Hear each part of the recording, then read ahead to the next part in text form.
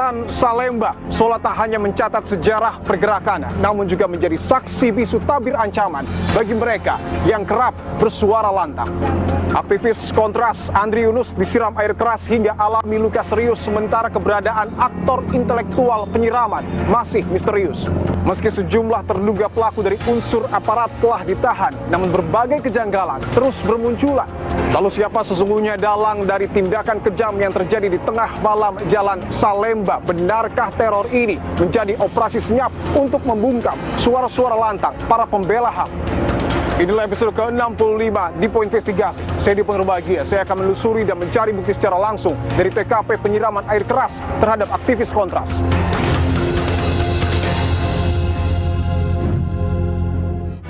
Kami menolak adanya dui fungsi ABRI, teman-teman. Apakah kontras sampai dengan saat ini masih meyakini peristiwa penyiraman air keras terhadap Andri Yunus mengarah kepada pembungkaman? Satu, pembungkaman. Dua adalah diduga tindakan pembunuhan berencana. Dan ini adalah titik ketika satu terduga pelaku yang melakukan monitoring terlihat ya, melalui kamera CCTV di sebelah sana. Jadi yang diduga sebagai base camp para terduga pelaku itu mereka berkumpul di sini.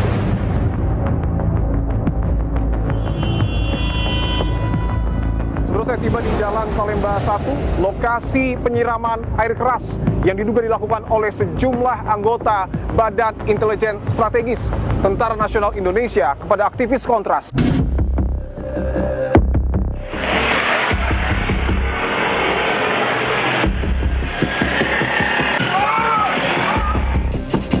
Keempat yang diduga pelaku ini semuanya anggota dari Denma Bais TNI.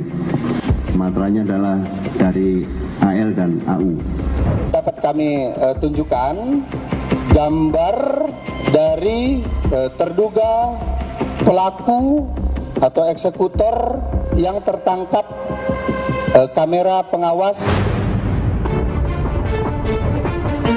Ini adalah skandal besar yang dilakukan oleh lembaga intelijen negara, dan dalam banyak peristiwa itu semua hampir sama, nggak diungkap.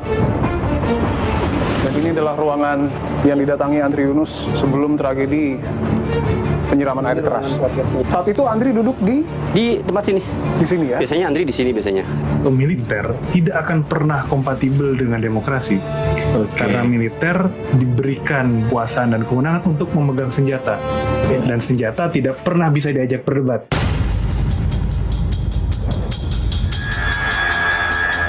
Anda bisa bayangkan kalau disiram air keras itu rasanya seperti terbakar.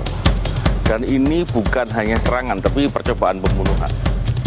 Anda sempat menyebut dalam kasus Anda ada keterlibatan seorang jenderal. Apakah mungkin ada keterlibatan perwira menengah ataupun bahkan perwira tinggi dalam kasus Andri Yunus? Sangat mungkin terjadi. Anda menyebutkan jika negara gagal mengungkap siapa pelaku kejahatan dan perbuatan keji ini, bagi kami negara adalah bagian dari kejahatan itu. Apa maknanya, Bung Ferry? Institusi mana yang lebih kuat dari negara? Kalau negara tidak bisa mengungkapkan, jangan-jangan pelakunya adalah negara itu sendiri. Saudara, aksi teror kembali menyasar aktivis wakil koordinator kontras Andri Yunus menjadi korban penyiraman air keras. Hal ini menjadi ironi, saudara, karena terduga pelaku merupakan anggota dari Badan Intelijen Strategis Tentara Nasional Indonesia. Banyak pihak berpandangan peristiwa penyiraman air keras terhadap Andri adalah upaya pembungkaman karena Andri dikenal kerap bersuara lantang. Bahkan hampir tepat 1 tahun yang lalu pada bulan Maret 2025, Andri secara terang-terangan menggeruduk serta menolak pembahasan revisi Undang-Undang TNI antara DPR dengan pemerintah. Lalu pertanyaannya, apakah peristiwa penyiraman air keras terhadap Andri Yunus merupakan operasi senyap terencana untuk membungkam suara-suara lantang para pembela HAM? Saya akan gambarkan rangkaian peristiwa penyiraman air keras terhadap aktivis kontras. Kronologi penyiraman air keras terhadap Andri Yunus yang kami susun didasari pada hasil konferensi pers polisi dan diperjelas dengan detail waktu berdasarkan hasil investigasi Tim Advokasi untuk Demokrasi. Pada tanggal 12 Maret 2026, sekitar pukul 19.47 waktu Indonesia Barat, Wakil Koordinator Kontras, Andri Yunus, tiba di kantor Yayasan Lembaga Bantuan Hukum Indonesia atau YLBHI di kawasan Menteng, Jakarta Pusat. Kehadiran Andri di lokasi tersebut guna menghadiri kegiatan rekaman siniar atau podcast yang berjudul Remiliterisme dan Judicial Review Undang-Undang TNI. Hampir 4 jam berselang atau tepatnya pada pukul 23:13 waktu Indonesia Barat, Andri keluar dari kantor YLBHI dengan menggunakan sepeda motornya. Berdasarkan keterangan polisi, saat Andri keluar, sejumlah terduga pelaku mulai menjalankan aksinya. Salah satu terduga pelaku yang diduga bertugas melakukan pemantauan di lokasi memberikan kode kepada 2 terduga pelaku lainnya yang langsung membuntuti Andri dengan menggunakan sepeda motor. Usai meninggalkan kantor YLBHI, Andri mengisi bensin motornya di SPBU Cikini, Jakarta Pusat pada pukul 23:29 waktu Indonesia Barat. Saat itu 2 terduga pelaku yang membuntuti Andri masuk ke area SPBU untuk memastikan keberadaan Andri Yunus masih berada dalam pantauan mereka. Tak jauh dari SPBU Cikini, 4 terduga pelaku dengan menggunakan 2 sepeda motor menunggu Andri melintas dan langsung membuntuti Andri yang menuju ke arah Jalan Salemba. Petaka yang menimpa Andri terjadi pada pukul 23:37 waktu Indonesia Barat. 4 terduga pelaku yang menggunakan 2 sepeda motor seolah mengunci posisi Andri. 2 terduga pelaku membuntuti Andri dari belakang, sementara 2 terduga pelaku lainnya berjarak beberapa meter di depan Andri. Seolah tak mau hilang kesempatan, 2 terduga pelaku yang berada di depan dengan sigap memutar arah dan langsung menuju ke arah Andri. Dalam hitungan detik, terduga pelaku yang duduk di belakang pengemudi langsung menyiramkan air keras telak mengenai wajah dan tubuh Andri. Yang pertama, jadi kami sampaikan bahwa keempat yang diduga pelaku ini semuanya anggota dari Denma Bais TNI. Jadi bisa sampaikan materanya adalah dari AL dan AU. Ya, jadi inisialnya NDP, pangkatnya kapten. Kemudian inisial SL, pangkatnya letu. Kemudian inisial PHW, pangkatnya letu. Kemudian yang terakhir inisial ES, pangkatnya Serda. Mungkin rekan-rekan sekalian dapat kami tunjukkan gambar dari terduga pelaku atau eksekutor yang tertangkap kamera pengawas di sepanjang jalur, bahwa 2 orang yang tadi kami tunjukkan tersebut, 1 inisial BHC, 2 inisial MAK. Namun demikian, dari hasil penyelidikan kami tidak menutup kemungkinan juga ini pelaku dapat diduga lebih dari 4. Saudara, saya akan menginvestigasi dan menelusuri seluruh titik rekaman CCTV sebelum penyiraman air keras terhadap aktivis Kontras Andri Yunus terjadi, termasuk juga titik-titik CCTV yang kemudian menggambarkan modus operandi dari terduga pelaku penyiraman air keras pada tanggal 12 Maret 2026. Saat ini saya berada persis di depan dari kantor Komisi untuk Orang Hilang dan Korban Tindak Kekerasan atau Kontras. Saya akan melakukan investigasi, tapi saya tidak akan sendiri, saya akan bersama dengan aktivis Kontras, Mbak Nadine Sirani. Mbak Nadine, terima kasih untuk waktunya. Mbak Nadine, saya ingin tanyakan bahwa setelah peristiwa penyiraman air keras terhadap aktivis Kontras Andri Yunus pada tanggal 12 Maret 2026, artinya sudah 2 minggu berlalu. Kondisi dari Andri Yunus sendiri saat ini seperti apa? Ya, sebenarnya kondisi Andri saat ini masih dalam pemulihan gitu ya. Sejauh ini sudah ada 3 operasi bedah plastik yang dilakukan, khususnya pada bagian mata juga, karena saat penyiraman air keras ada 3 dampak pada bagian tubuh Andri, di bagian mata, bagian kanan, leher, dan juga bagian tangan. Bahwa tentu kita masih menunggu polisi dan juga TNI mengungkap motif dari para terduga pelaku yang sebelumnya juga sudah disampaikan. Tetapi saya ingin tanyakan, apakah Kontras sampai dengan saat ini masih meyakini peristiwa penyiraman air keras terhadap aktivis Kontras Andri Yunus bukan sekedar tindak kriminal biasa dan lebih mengarah kepada pembungkaman? Satu, pembungkaman, saya sepakat dengan terminologi tersebut. Dua adalah diduga tindakan pembunuhan berencana. Karena di sini yang kami lihat dari berbagai bukti yang kami kumpulkan dalam tim advokasi untuk demokrasi, tahu bahwa ada tindakan selain penyiraman air keras terhadap Andri, ada tindakan penguntitan. Apakah hasil investigasi independen dari tim advokasi untuk demokrasi ada perbedaan dengan yang kemudian dilakukan oleh aparat? Kami melihat ada kejanggalan antara TNI dan Polri yang melakukan konferensi pers ini secara bersamaan. Oke. Namun angkanya berbeda, 2 pelaku dengan 4 pelaku. Sedangkan berdasarkan temuan independen dari TAUD adalah diduga ada 13 pelaku. Ada 13 pelaku. Dari rentetan CCTV yang kami temukan dan secara kronologi dan benang merah yang coba kami tarik. Saya ingin konfirmasi Mbak Nadine, apakah betul bahwa sebelum Andri Yunus menuju ke kantor YLBHI, sore harinya Andri Yunus beraktivitas di kantor Kontras? Betul, dari siang sampai sore, kemudian pukul 15.59 Andri menuju ke kantor Selios. CCTV bisa terpantau dari sini. CCTV yang ada di depan kantor Kontras ini ya, Mbak ya? Oke, betul. saya akan tunjukkan terlebih dahulu. Oke, artinya CCTV ini merekam aktivitas Andri Yunus pada 12 Maret 2026 sore hari. 15.59. 15.59 waktu menuju ke kantor Selios. Betul. Oke.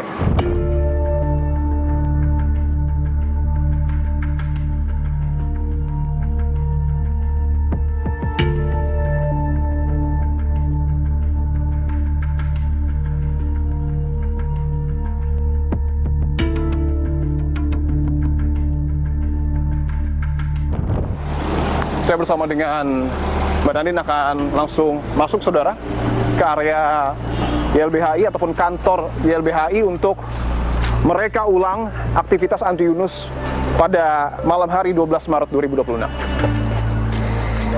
Dan pada pukul 19.47 ya, 19.47 Andri Yunus sampai tiba di kantor YLBHI melalui pintu ini. Betul, melalui pintu ini. Oke, boleh kita masuk ya? Dalam kamera CCTV ataupun dari hasil rekaman kamera pengawas, CCTV yang itu, Mbak? Betul. Oke. Posisinya artinya di mana, Mbak, pada saat motor Andri ini diparkirkan? Di sini. Kurang lebih di sini ya? Iya, kurang lebih di sini. Oke.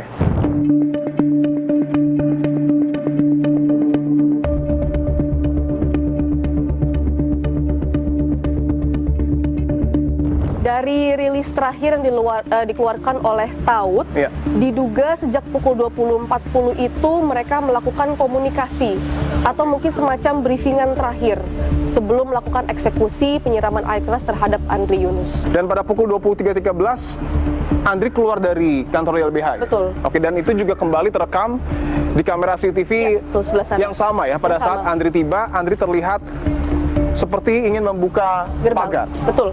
Oke.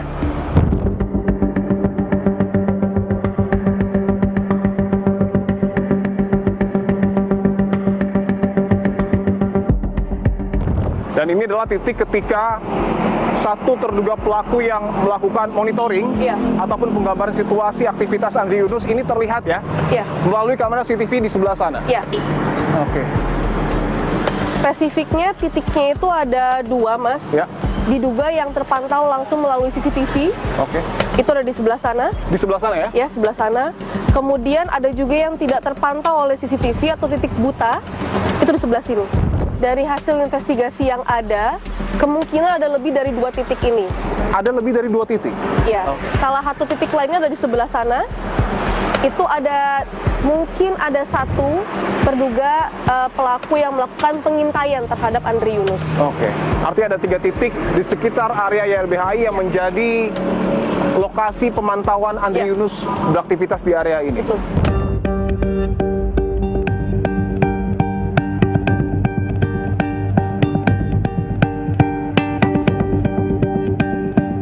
Untuk titiknya berada di mana, Mbak? Sekitar sini, Mas. Sekitar sini ya? Depan sini, yes. Oke, dan ini kamera CCTV yang merekam Betul. sejumlah orang yang diduga pelaku berkumpul di area ini. Betul. Oke. Jadi yang diduga sebagai base camp para terduga pelaku itu mereka berkumpul di sini. Diduga sebagai base camp terduga pelaku yang melakukan operasi senyap. Betul.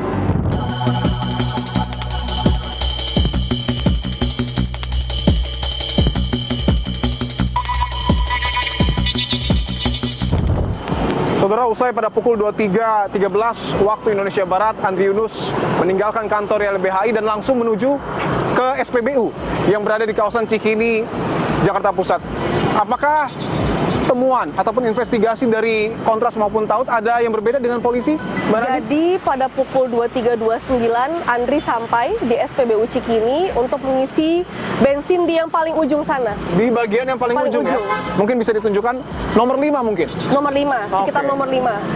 Nah, yang kami temukan di sini juga adalah di depan nomor 5, pom bensin nomor 3, Ya. itu ada penguntit Oke. dan melakukan kegiatan pengintaian di situ ke Andri, tapi cuma hanya melewat. Hanya melewat dan Hanya melihat melewati. posisi Andri Yunus? Betul. Oke. Setelah itu 5 menit kemudian Andri pergi dari SPBU. Apakah betul yang menguntit tersebut adalah orang yang kemudian menyiram air keras terhadap Betul. Andri Yunus? Betul. Oke, baik. Dan memang hasil dari rilis yang kemudian disampaikan oleh polisi adalah bahwa ada sejumlah orang ya, kurang lebih ada 4 terduga pelaku yang terekam oleh kamera CCTV di sebelah sana, bisa ditunjukkan, berada di depan area restoran cepat saji.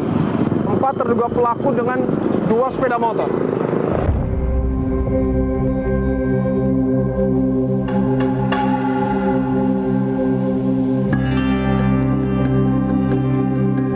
Saudara, saya tiba di Jalan Salemba 1, lokasi penyiraman air keras yang diduga dilakukan oleh sejumlah anggota Badan Intelijen Strategis Tentara Nasional Indonesia kepada aktivis Kontras, Andri Yunus. Dan memang kalau dilihat tadi kita sudah menyusuri ya, Iya. panjang Jalan Salemba 1 ini cukup sepi mungkin kalau malam hari. Ya, betul.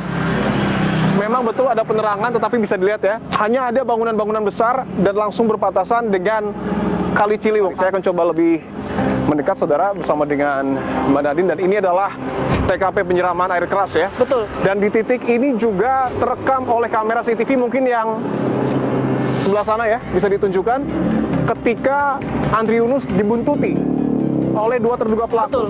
Di bagian belakang dari motor Andri ya. Betul. Untuk CCTV yang kemudian tersebar luas, itu pertama kali yang Yang ini pertama. ini ya? Iya, Oke.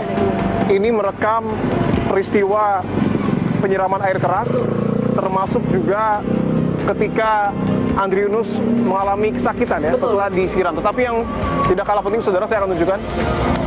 Sepertinya ini juga CCTV yang kemudian menggambarkan terduga pelaku Betul. memutar arah. Betul. Oke. Ini ada lingkaran zona merah, Mbak ya, yang Iya. memang sudah memudar. Ini lokasi dari Penyiraman. air keras. Penyiraman, betul. Oke. Jadi titik pertama tadi seperti yang Mas sebutkan adalah penyiraman air keras terhadap Andri Yunus. Di sini motornya mulai goyang.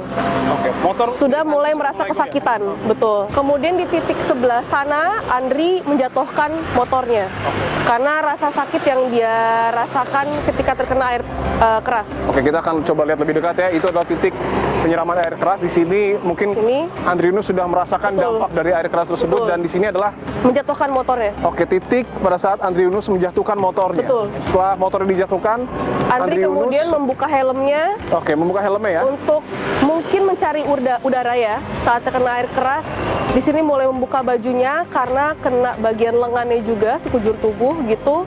Dan kemudian saat ia mulai dikerumuni oleh warga, Andri terduduk lemas di sini. Terduduk lemas nih. Oke, baik. Yang ada tanda merah ini ya.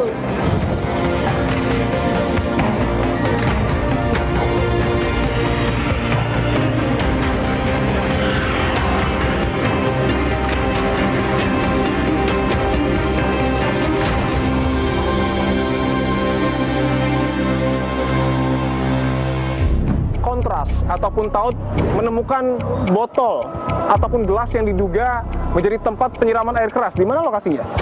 Areanya diduga di bawah pohon ini, Mas, sekitar sini. Di area Pohon ini? Betul.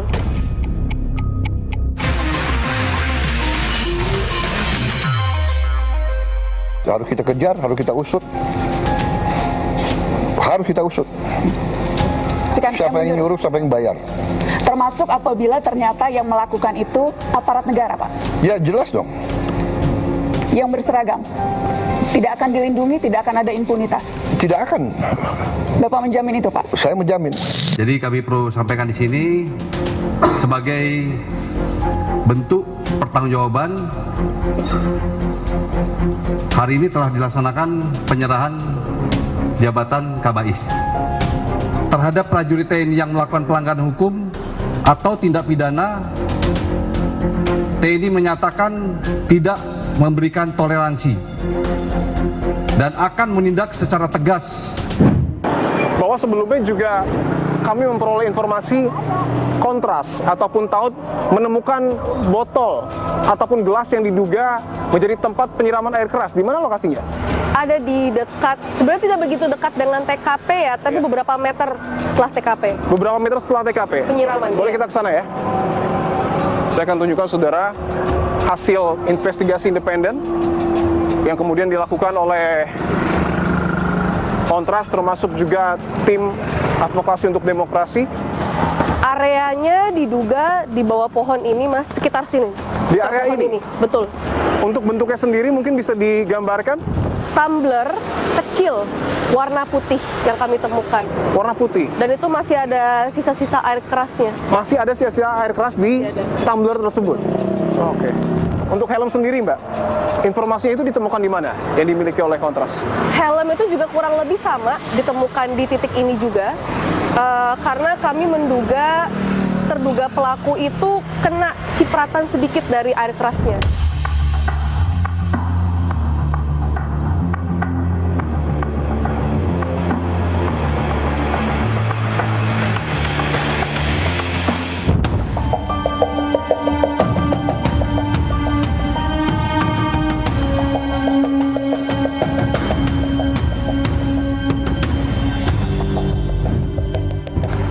Saudara, selain dengan aktivis Kontras, saya akan investigasi terkait dengan rangkaian peristiwa penyiraman air keras terhadap aktivis Kontras, Andri Yunus, bersama dengan Ketua Umum Yayasan Lembaga Bantuan Hukum Indonesia dengan Muhammad Isnur. Mas Isnur, terima kasih untuk waktunya. Terima kasih Mas Divo dan tim. Pertama saya ingin tanyakan, bagaimana YLBHI memaknai peristiwa penyiraman air keras yang terjadi kepada Andri Yunus?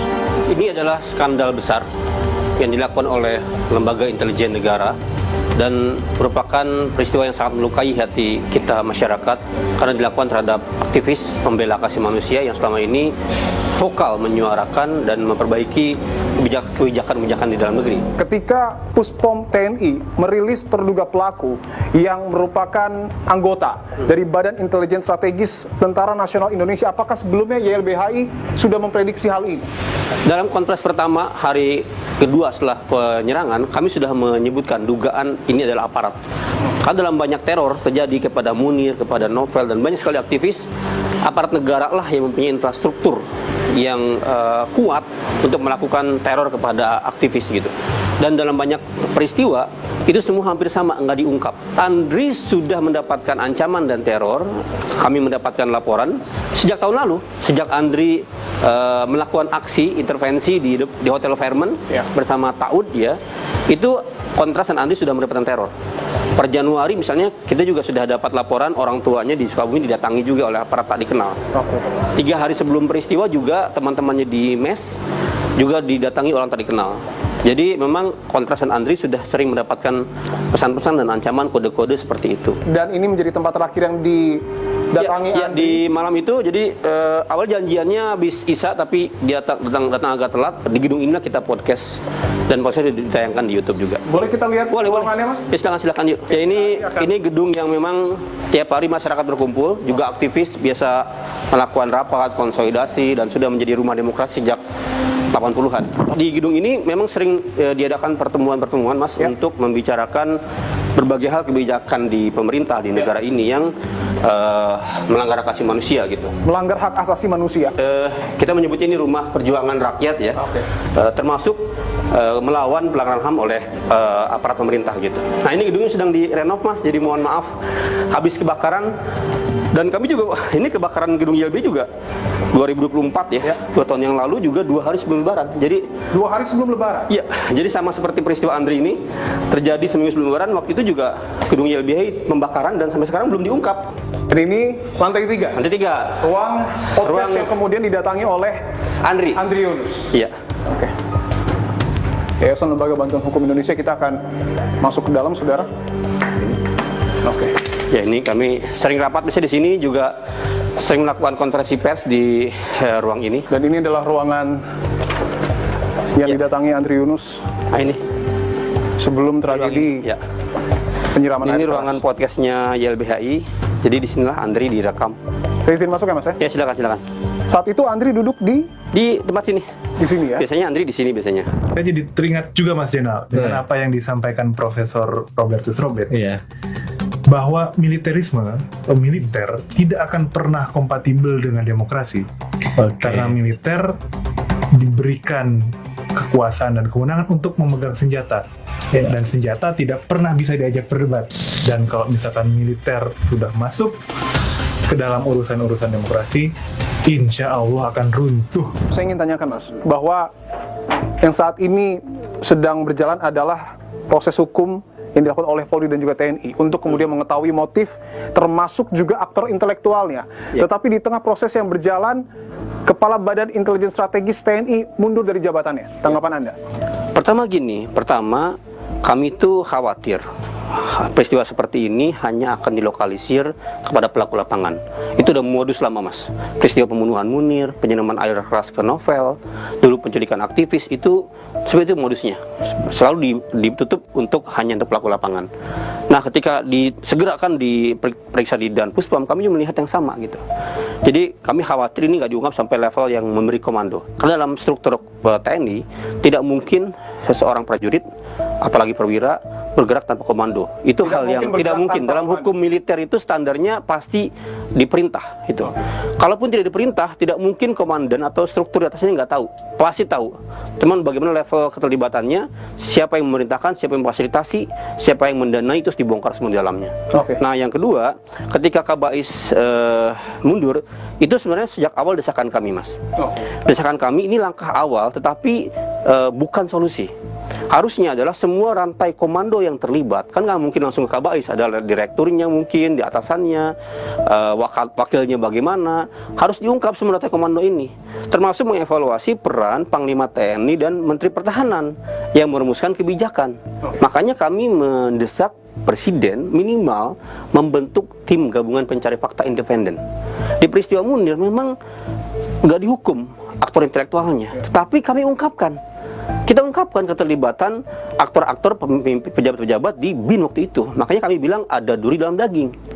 Nah makanya sekarang juga kita harus bilang bahwa copot para pejabat yang bertanggung jawab. Jangan ada duri dalam daging di tubuh BAIS, di tubuh Panglima, di tubuh TNI gitu.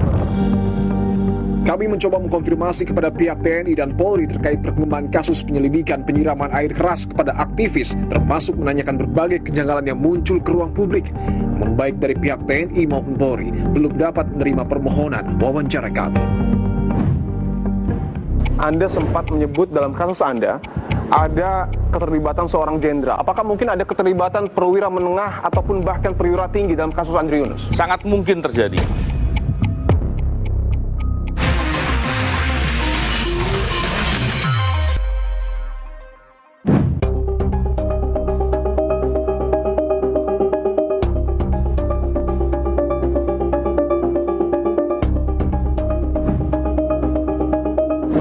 Saudara, penyiraman air keras kepada aktivis Kontras Andri Yunus bukanlah modus operandi yang baru pertama kali terjadi di negeri ini. 9 tahun yang lalu ataupun tepatnya pada 11 April 2017, peristiwa serupa menyasar dan juga menimpa mantan penyidik KPK Novel Baswedan. Ia disiram oleh air keras dan pelakunya merupakan anggota Polri ataupun polisi aktif kala itu.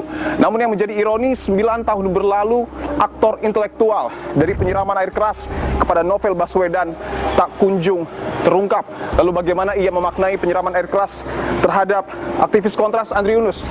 Saya sudah bersama dengan Bung Novel Baswedan, mantan penyidik KPK sekaligus korban penyiraman air keras di tahun 2017. Bung Novel, terima kasih untuk waktunya. Pertama saya ingin langsung tanyakan Bung Novel bahwa ketika peristiwa penyiraman air keras ini terjadi kepada Andri Yunus, tentu publik kembali teringat pada peristiwa serupa yang menimpa Anda. Saya ingin minta tanggapan Anda ketika pertama kali melihat dan juga mendengar peristiwa yang menimpa Andri, apa yang Anda pikirkan saat itu? Ya, saya marah sekali ya, karena tentunya ini kejahatan yang luar biasa. Anda tahu bisa bayangkan kalau disiram air keras itu rasanya seperti terbakar. Dan ini bukan hanya serangan, tapi pembunuhan. Walaupun kemudian korbannya nggak meninggal, artinya percobaan pembunuhan. Oh, percobaan pembunuhan? Saya yakin percobaan pembunuhan. Oke. Bahkan pembunuhan berencana. Apalagi kalau kita lihat bahwa Andri Yunus ini orang yang anak muda yang aktif, anak muda yang berani, dia berintegritas dan dia peduli. Bayangkan, bukan urusan pribadinya telah dia bersuara selama ini. Tadi Bung Novel mengatakan bahwa ini tidak hanya sekedar penyiraman air keras biasa, tapi juga percobaan pembunuhan bahkan berencana. Apakah artinya bisa disebut bahwa peristiwa penyiraman air keras terhadap Andri Yunus bukan sekedar tindakan kriminal biasa, bahkan bisa disebut sebagai upaya pembungkaman? Ya, saya yakin yang pertama ketika melihat CCTV bahwa ini perbuatan dilakukan secara sistematis dan terorganisir. Oke. Saya katakan terorganisir ini kemudian terkonfirmasi dari keterangan Puspom TNI barangkali ya, yang mengatakan bahwa pelakunya itu adalah pangkat Bintara, Sersan 2, ada yang pangkat Perwira, Letnan 1 dan Kapten. Perwira pertama. Ya, dan tidak menutup kemungkinan pelaku yang di level atasnya juga masih banyak. Saya ingin membahas soal rekaman CCTV yang kemudian dirilis oleh polisi dan juga menunjukkan betapa sistematisnya proses penyiraman air keras terhadap Andri Yunus, bahwa terduga pelaku ini sudah terpantau sejak sore hari, bahkan menguntit aktivitas Andri Yunus di YLBHI dan membuntuti Andri Yunus sebelum pada akhirnya menyiramkan air keras. Apakah modus operandi ini serupa dengan peristiwa yang Anda pernah alami, Bung Novel? Pelaku beberapa hari sebelumnya juga sudah memantau kegiatan saya ke masjid. Di masjid ini ya? Subuh, ya, masjidnya berubah karena dibangun ulang. Pemantauan itu dilakukan beberapa hari sebelumnya dan itu banyak orang yang melihat. Dan pelaku menunggu di area depan situ. Pelaku menunggu di area? Di area depan sebelah kanan situ. Di area depan sebelah kanan? Ya. Di belakang mobil dia menunggu untuk saya pulang di hari serangan itu dilakukan. Artinya ketika Bung Novel keluar dari masjid, pelaku penyiraman air keras kepada Anda ini berada di sekitar yang tidak jauh. Ya, lokasinya di situ kurang lebih, dan dia di balik mobil, ada mobil yang sedang terparkir di situ. Sebelum menyerang, dia memindahkan air keras itu dari botol ke dalam gelas. Dan ketika dipindahkan, itu air kerasnya jatuh ke sebagian jatuh ke beton. Dan betonnya melepuh.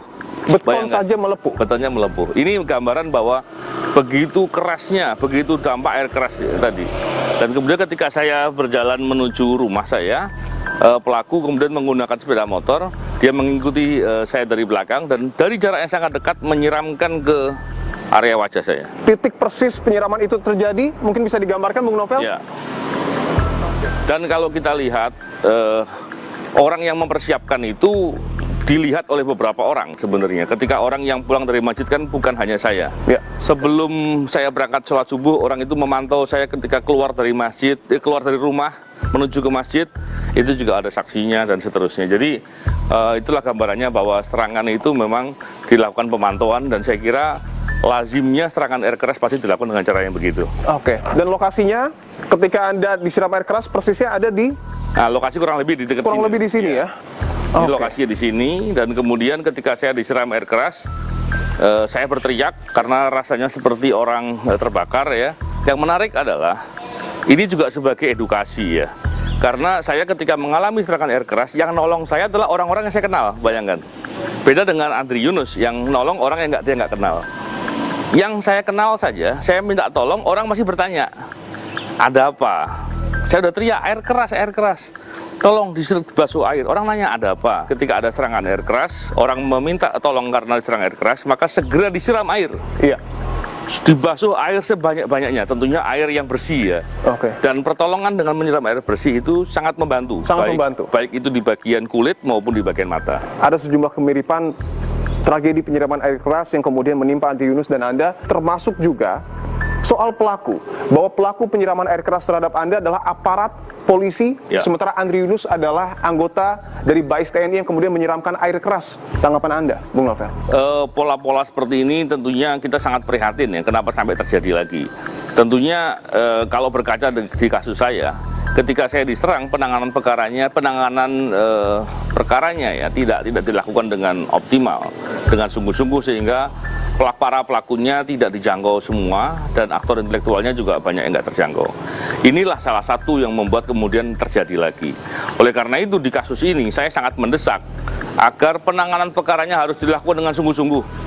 Siapapun yang berbuat ini orang-orang jahat semua, orang-orang sangat jahat. Apalagi ya pelakunya adalah para aparatur negara, dalam hal ini tentunya BAIS TNI yang ada terkaitannya ini, maka harus ditangani dengan sungguh-sungguh dan dihukum seberat-beratnya. Oke, bahwa yang menarik adalah Anda sempat menyebut dalam kasus Anda ada keterlibatan seorang jenderal, dan 9 tahun berlalu aktor intelektual dari penyiraman air keras terhadap Anda ini tak kunjung diseret dan juga muncul ke permukaan. Apakah mungkin ada keterlibatan perwira menengah ataupun bahkan perwira tinggi dalam kasus Andri Yunus? Sangat mungkin terjadi, sangat mungkin, dan tidak menutup kemungkinan. Tapi siapapun yang melakukan, mau dia perwira menengah, perwira tinggi, ataupun perwira pertama, itu adalah orang-orang yang jahat. Dan jahat itu nggak mungkin tiba-tiba. Harus diberikan sanksi pidana agar kejahatan-kejahatan ini nggak terjadi atau dilakukan kembali kepada orang-orang lain. Oke. Pernyataan Presiden terakhir bahwa ini kasus teroris ini. Nah, ini kan mengindikasikan bahwa ini kejahatan di ruang sipil yang harus ditangani oleh institusi sipil.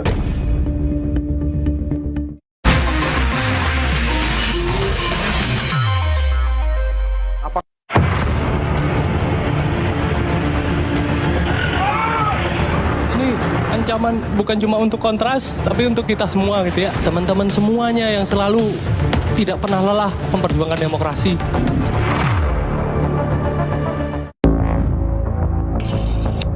Teror kembali menyasar aktivis pembela hak asasi manusia. Andri Yunus, seorang aktivis Kontras dan advokat publik yang lantang memperjuangkan HAM, menjadi korban penyiraman air keras dalam sebuah serangan yang terorganisir. Lelaki kelahiran Juni 1998 ini aktif mengawal berbagai kasus pelanggaran HAM hingga reformasi sektor keamanan. Ia kerap menyampaikan pandangan kritis terhadap sejumlah kebijakan negara yang dinilai berpotensi mengganggu kebebasan sipil. Latar belakang pendidikan Andri berakar dari dunia hukum. Ia menempuh studi di Sekolah Tinggi Hukum Indonesia Jentera. Pada 2023 lalu, Andri memperoleh lisensi advokat dari Perhimpunan Advokat Indonesia atau PERADI.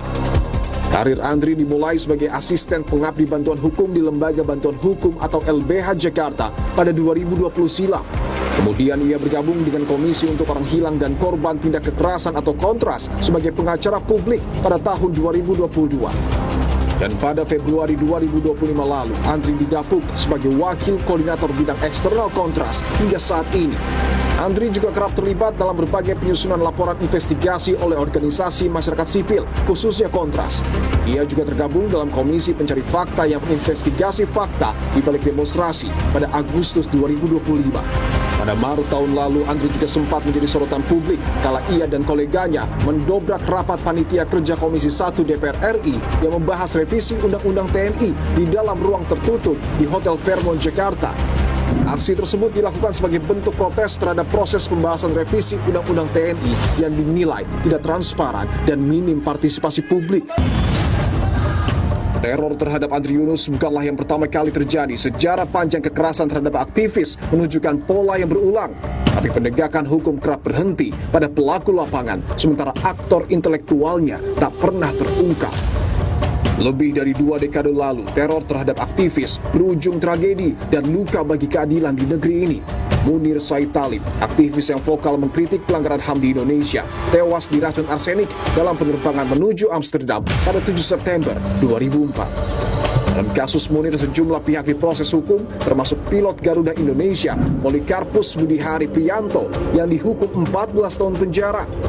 Namun saat penyelidikan kasus Munir menyentuh level lebih tinggi untuk menguak siapa aktor intelektualnya, proses hukum justru terhenti. Mantan Deputi 5 Badan Intelijen Negara Mufti Purwo Pranjono yang sempat didakwa divonis bebas di pengadilan. Pola serupa terulang dalam kasus Novel Baswedan. Proses hukum kasus penyiraman air keras yang menimpa penyidik KPK ini pada tahun 2017 berjalan lambat. Butuh lebih dari 2 tahun bagi aparat untuk menangkap pelaku. 2 orang pelaku lapangan yang merupakan anggota Polri, Rahmat Kadir Mahulete dan Roni Bugis, divonis bersalah.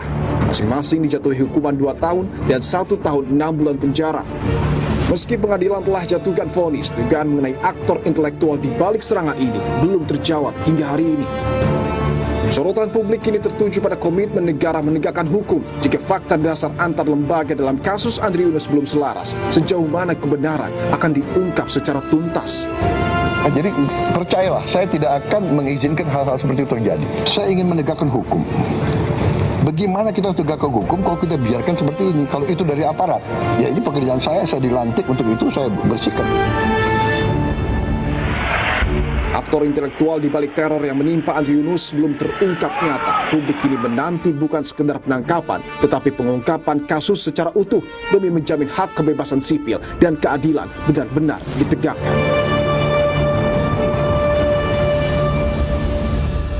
Terkait dengan perkembangan dari penyiraman aktivis, saya telah mendapatkan perintah langsung dari Bapak Presiden untuk melaksanakan pengusutan tuntas, dan tentunya langkah-langkah yang kita lakukan tentunya tetap mengedepankan scientific crime investigasi.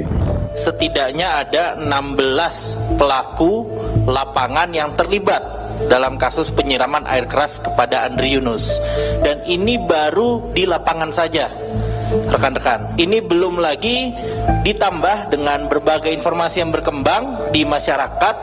Ada yang menyampaikan mengenai posko di Jalan Panglima Polim, ada yang menyampaikan desas-desus mengenai keterlibatan komandan berpangkat kolonel misalnya. Ada yang menyampaikan juga keterlibatan sipil di berbagai perannya masing-masing. Saudara, desakan untuk mengungkap aktor intelektual penyiraman air keras terhadap aktivis Kontras Andri Yunus semakin berhembus. Lalu pertanyaannya, apakah proses hukum yang kini tengah berjalan akan menjamin aktor intelektual diseret ke permukaan? Saya akan membahasnya bersama dengan pakar hukum tata negara, Bung Ferry Amsari. Bung Ferry, terima kasih untuk waktunya. Saya akan langsung tunjukkan Bung Ferry bahwa peristiwa penyiraman air keras yang kemudian terjadi pada Andri Yunus ini sedang diselidiki oleh 2 institusi. Pertama TNI dan juga Polri. Apakah proses hukum ini sudah tepat untuk kemudian dijalankan? Ya, tentu terlihat bahwa negara gagal mengatur peran secara kelembagaan ya. Harusnya proses ditangani oleh penyelidik tunggal. Dalam hal ini tentu Kepolisian Republik Indonesia. Ada 2 logika. Satu, karena ini mengancam warga sipil, maka prosesnya harus dalam rangka melindungi hak warga sipil, maka penyelidiknya harus institusi sipil, begitu, yaitu polisi. Kedua, tidak mungkin jeruk makan jeruk kan, maka harusnya militer secara legowo menyerahkan itu kepada institusi sipil untuk menjaga kredibilitas dan integritas proses penyelidikan. Misalnya hal yang sederhana menjadi masalah ketika kedua institusi mengumumkan siapa tersangkanya dan disebutkan inisial nama mereka berbeda.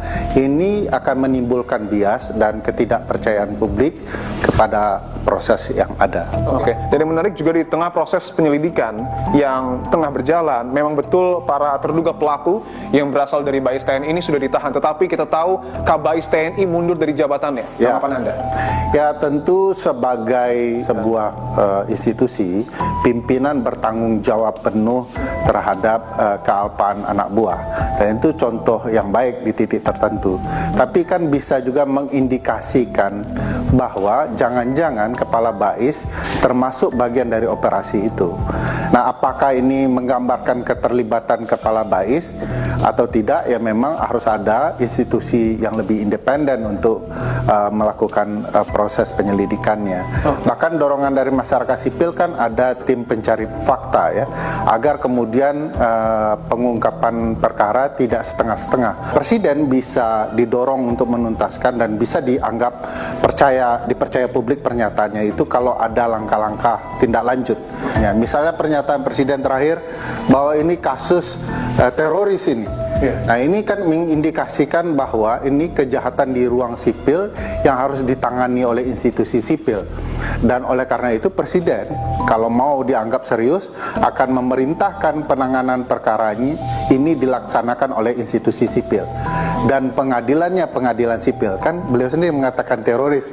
Nah, oleh karena itu harus proses peradilan umum, bukan ruang peradilan militer, dan harusnya institusi sipil yang paling dikedepankan. Saya ingin bahas soal pernyataan Anda dalam konferensi pers yang sangat menarik. Saya akan bacakan. Anda menyebutkan jika negara gagal mengungkap siapa pelaku kejahatan dan perbuatan keji ini, bagi kami negara adalah bagian dari kejahatan itu. Apa maknanya, Bung Ferry? Pernyataan itu akan dijawab dengan pertanyaan, institusi mana yang lebih kuat dari negara? Kalau negara tidak bisa mengungkapkan, jangan-jangan pelakunya adalah negara itu sendiri. Sekarang bagaimana negara memastikan adanya peran dari orang-orang dalam institusi negara dihukum seberat-beratnya dan betul-betul atas nama negara membersihkan nama negara yang sudah dirusak.